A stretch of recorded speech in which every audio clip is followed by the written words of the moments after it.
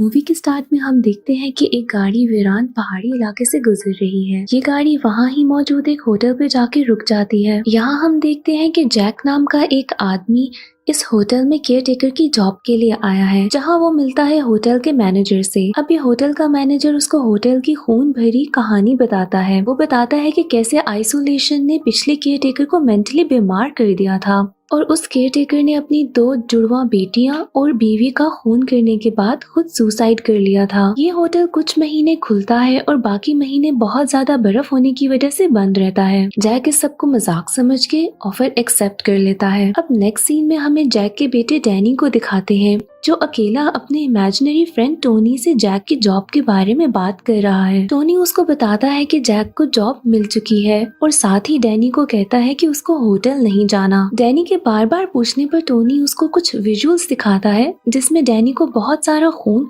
और 2 ट्विन लड़कियां नजर आती हैं। ये सब देख के डैनी बहुत ही ज्यादा डर जाता है। यहाँ डैनी की मॉम डॉक्टर को बताती हैं कि कैसे एक बार गुस्से में जैक ने डैनी का हाथ फ्रैक्चर कर दिया था और उस एपिसोड के बाद से डैनी अपने इमेजिनरी फ्रेंड से बात करता रहता है। जैक अब अपनी फैमिली के साथ होटल पहुंच जाता है, जहाँ मैनेजर इनको वहाँ के शेफ से मिलवाता है, जो इनको होटल की इम्पोर्टेंट इन्फॉर्मेशन देता है। शेफ जब डैनी के पेरेंट्स से बात कर रहा होता है, वहाँ ही ये शेफ डैनी से टेलीपैथिक तरीके से बातें करता है। डैनी इस बात से बहुत ही ज्यादा शॉक हो जाता है। ये शेफ डैनी को बताता है कि वो अपनी दादी से घंटों ऐसे ही बात करता था और उसकी दादी ऐसे लोगों को द शाइनिंग कहती थी, और ये भी बताता है कि हमारे जैसे और भी लोग हैं। यहाँ डैनी शेफ को टोनी के बारे में बताता है और साथ ही पूछता है कि क्या इस होटल में कुछ हुआ था, और साथ ही वो रूम नंबर 237 के बारे में पूछता है। इस सवाल से शेफ बहुत ही ज्यादा शॉक हो जाता है और कहता है कि उस रूम से बस दूर रहना। अब नेक्स्ट सीन में दिखाते हैं कि डैनी और उसकी मॉम बाहर एक बहुत ही बड़े गार्डन में घूम रहे हैं और वहाँ होटल में जैक की नेचर स्लोली चेंज हो रही है। जैक की वाइफ उससे बात करती है तो उसको फील होता है कि जैक अब वैसा नहीं रहा जैसे होटल की जॉब से पहले था। अब दूसरी तरफ दिखाते हैं कि डैनी होटल में साइकिलिंग कर रहा होता है कि वो अचानक से रूम नंबर 237 के पास चला जाता है। ये रूम कम्प्लीटली लॉक्ड है। यहाँ डैनी को वो 2 ट्विन सिस्टर्स नजर आती हैं, जिनको देख के वो डर के वापस चला जाता है। डैनी को वो ट्विन सिस्टर्स फिर से नजर आती हैं और इस बार वो डैनी को कहती हैं, come play with us forever and ever and ever. Danny डर के अपनी आंखें बंद कर लेता है, जिसके बाद वो ट्विन्स गायब हो जाती हैं। यहाँ होटल में अब इस फैमिली को एक मंथ हो जाता है। अब बाहर की रोड्स फुली स्नो से कवर्ड है और इस फैमिली के अलावा यहाँ पर कोई भी नहीं है। एक दिन डैनी अपने फादर के पास जाके पूछता है कि क्या आप मुझे और मेरी मॉम को कभी भी हर्ट करेंगे, जिसके आंसर में जैक कहता है कि कभी भी नहीं और मैं तुमसे बहुत ज्यादा प्यार करता हूँ। इसके बाद दिखाते हैं कि डैनी कुछ टॉयज के साथ खेल रहा है कि इतने में एक बॉल रोल होते हुए डैनी के पास आती है। डैनी उस बॉल को फॉलो करता है और वो फिर से रूम नंबर 237 के पास पहुँच जाता है, पर इस बार कमरे का दरवाजा खुला है। डैनी आवाज देता है कि मॉम क्या आप अंदर हैं, बट उसको कोई जवाब नहीं मिलता। दूसरी तरफ डैनी की मॉम दिखाते हैं जो कि किचन में कोई काम कर रही होती हैं, कुछ मशीन्स का टेम्परेचर सेट कर रही होती हैं। वैसे तो ये जॉब डैनी के फादर को मिली थी, यानी कि जैक को, बट यहाँ पर सारा काम डैनी की मॉम को करना होता है क्योंकि जैक दिन रात राइटिंग में बिजी होता है। अब डैनी की मॉम यहाँ पर काम करने में बिजी होती है कि उनको अचानक से जैक के चीखने की आवाज आती है। वो घबरा के जैक की तरफ जाती है कि क्या हुआ है। वो देखती है कि जैक नींद में चिल्ला रहा है। जब जैक को होश आता है तो वो बहुत बुरी तरह से डरा होता है। जैक अपनी वाइफ को बताता है कि उसने बहुत ही बुरा ड्रीम देखा। उसने देखा कि उसने अपनी बीवी और डैनी को मार दिया है और उनके छोटे छोटे टुकड़े कर दिए हैं। अब यहाँ पर डैनी भी आ जाता है। उसकी हालत बहुत खराब है, वो रो रहा है और उसके कपड़े बहुत बुरी तरीके से फटे हुए हैं।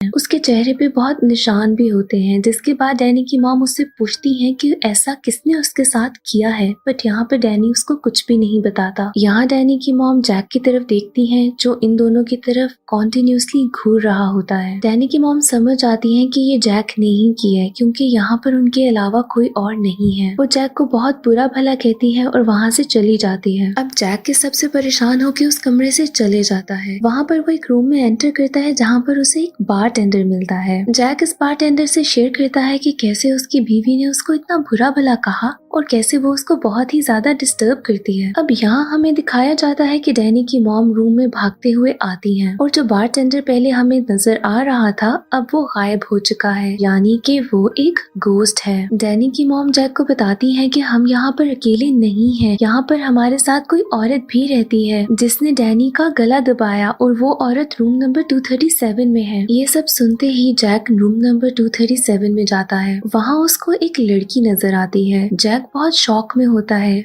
वो लड़की जैक के करीब आती ही है कि वो अचानक से एक बुढ़िया में बदल जाती है। एक्चुअली ये भी एक घोस्ट है। अब इसको देख के जैक बहुत घबरा जाता है और रूम से निकल जाता है और साथ ही रूम को लॉक भी कर देता है। अब दूसरी तरफ हमें वही शेफ दिखाया जाता है जिसके पास वही टेलीपैथिक पावर्स हैं जो कि डैनी के पास हैं। इस शेफ को महसूस हो जाता है कि कुछ गलत हो रहा है, पर वो अपने घर में बहुत दूर है और कुछ यहाँ से कर नहीं सकता, इसलिए वो पुलिस को फोन करता है। जहाँ पर जैक और उसकी फैमिली होती है वहाँ की सारी टेलीफोन लाइंस कट चुकी हैं और वहाँ उनसे रेडियो पे भी कनेक्ट करने की कोशिश की जाती है, पर जैक ने रेडियो को बहुत बुरे तरीके से खराब कर दिया है क्योंकि अब उसका दिमाग बुरे तरीके से खराब हो चुका है। पर शेफ को डैनी की बहुत ही ज्यादा टेंशन है तो वो फ्लाइट लेकर उसी तरफ जाने लगता है जहाँ पर वो होटल है। अब डैनी की मॉम जैक से कहती है कि उनको यहाँ होटल से चले जाना चाहिए। इस बात को सुन के जैक अब बिल्कुल आउट ऑफ कंट्रोल हो जाता है और बहुत ही बुरे तरीके से डांट के कहता है कि मैं कैसे अपनी बुक लिखना छोड़ दूं, और वैसे भी उसके पास और कोई काम नहीं है। इसके बाद वो फिर से गुस्से में उसी बारटेंडर के पास जाता है। वहाँ पर दिखाते हैं कि एक बहुत ही बड़ी पार्टी चल रही है जहाँ पे बहुत ही ज्यादा डिफरेंट किस्म के लोग मौजूद हैं और ये एक गोस्ट पार्टी है। इस पार्टी में हमें जितने भी लोग नजर आ रहे होते हैं वो सबके सब गोस्ट हैं क्योंकि इस फैमिली के अलावा तो वहाँ पर कोई नहीं है। खैर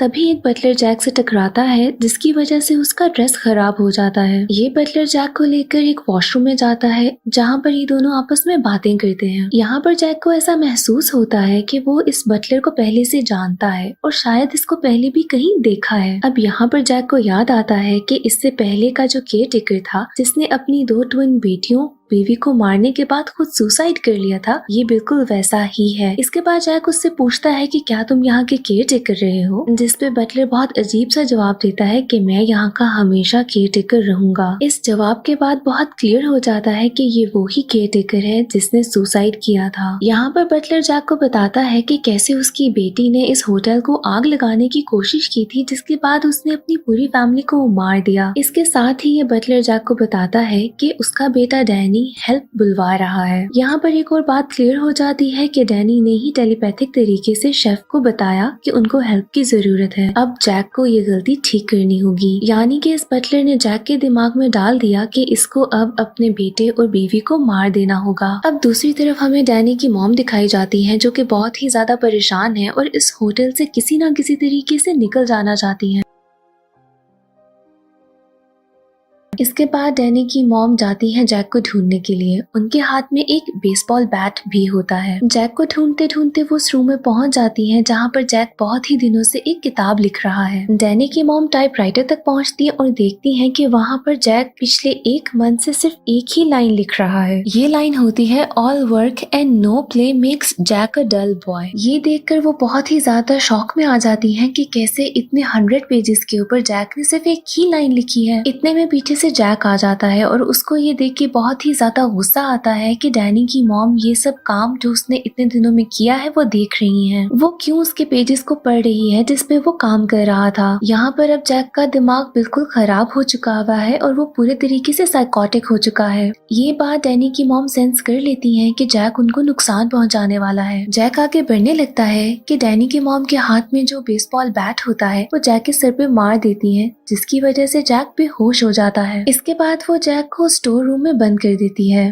अब इतने में जैक को होश आ जाता है लेकिन तब तक डैनी की मॉम ने बाहर से लॉक लगा दिया होता है। यहाँ पर डैनी की मॉम जैक को बताती है कि वो डैनी को लेकर यहाँ से जा रही हैं। अब ये सुनकर जैक बहुत ही ज्यादा हंसता है और बताता है कि वो कहीं पे नहीं जा सकती और अगर यकीन नहीं आता तो जाके रेडियो और बर्फ में चढ़ने वाली उस गाड़ी को देख लो। डैनी की मॉम भागकर उस गाड़ी की तरफ जाती है तो देखती है कि उस गाड़ी को बिल्कुल बुरे तरीके से खराब कर दिया हुआ है और उसके हर तरफ पीसेस पड़े हैं और यहाँ पर रेडियो भी खराब है जिसकी वजह से बाहर किसी से भी कम्युनिकेट नहीं किया जा सकता। इस सब से बहुत ज्यादा परेशान होकर अब डैनी की मॉम अपने कमरे में जाकर सो जाती हैं। साथ ही दिखाते हैं कि रूम में डैनी भी आ चुका है और उसके हाथ में एक नाइफ है, यानी कि ये डैनी नहीं बल्कि उसकी पर्सनालिटी टोनी है। साथ ही डैनी वही वर्ड रेड रूम बोल रहा होता है। अब ये सुन के उसकी मॉम की आंख खुल जाती है। वो कमरे के मिरर में देखती है कि एक डोर है जिसपे मर्डर लिखा है, पर जब वो डोर की तरफ डायरेक्टली देखती हैं तो उस पे रेड रूम लिखा होता है, यानी कि डैनी स्टार्ट से ही उनको एक खतरे के बारे में बता रहा था। अब दूसरी तरफ हमें जैक दिखाते हैं जो कि फिर से उस केयर टेकर की गोश्त से बात कर रहा है। वो गोश्त जैक को कहता है कि तुम अपना काम ठीक से नहीं कर सके,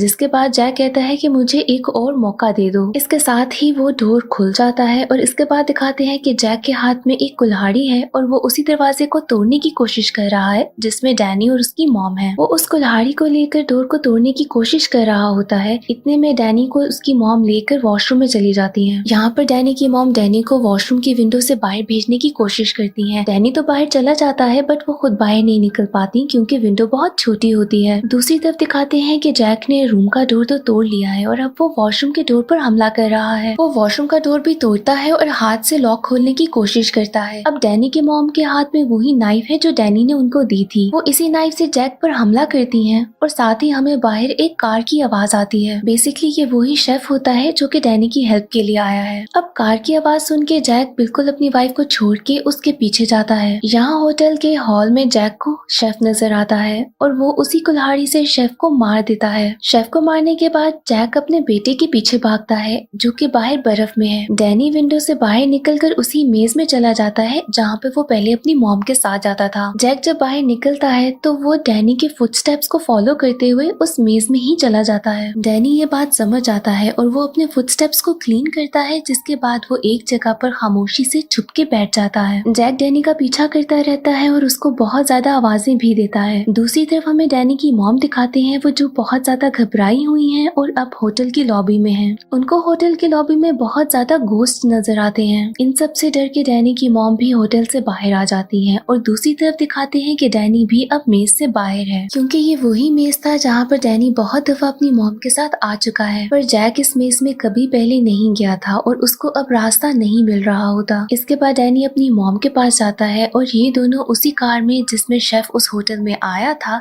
उसमें बैठ के वहाँ से चले जाते हैं। और जैक जिसको अब बाहर आने का रास्ता नहीं मिल रहा था वो इतनी ठंड में उसी मेज में बर्फ में जम के मर जाता है। और इसी के साथ यहाँ पर मूवी एंड हो जाती है।